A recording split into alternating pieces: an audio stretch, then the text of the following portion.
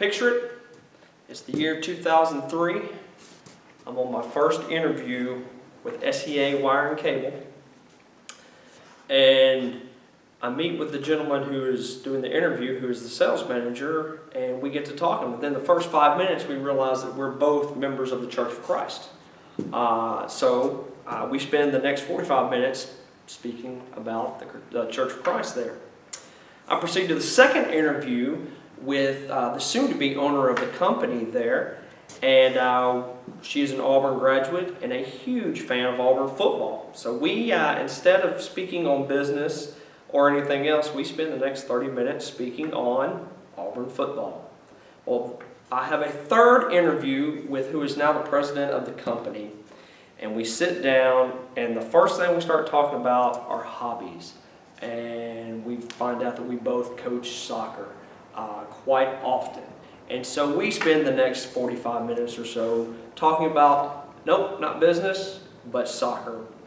These commonalities that we have in place there are what drove me to end up spending the next 17 years at this company.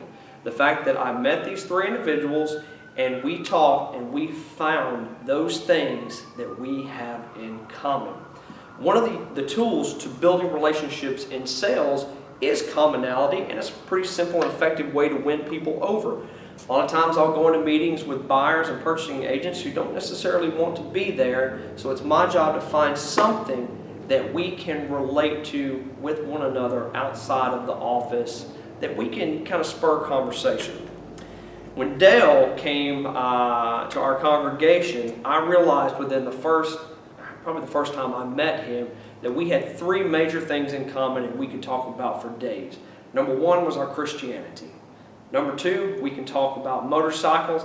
And number three, we can talk about working out. We can talk about these three things probably as long as we need to.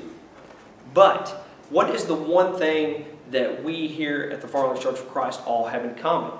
Now, you may be an Alabama fan, I may be an Auburn fan, she may be a Tennessee fan, but we are all Christians. And that is the one thing that we have in common that ties us together.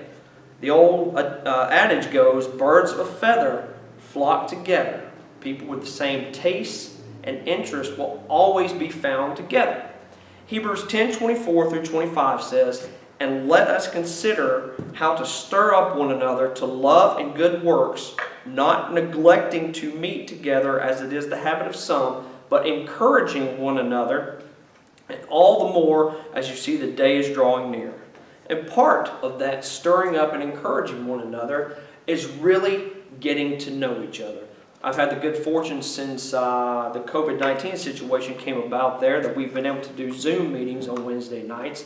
And I've had the opportunity to really meet and talk with some of the young people in our congregation and kind of get to know them outside of just being here at church. And it's truly, truly been a blessing to me.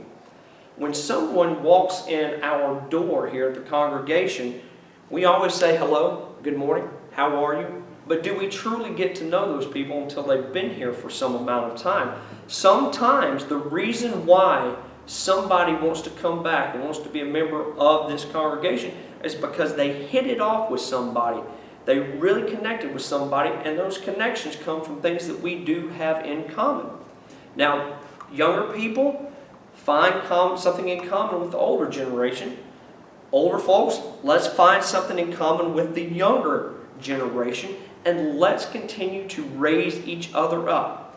1 Thessalonians 5:11 says, "Therefore, encourage one another and build each other up." And really, that's what we're here to do. We got an opportunity to go see Miss Perline just a few weeks ago. The entire youth group went with us there.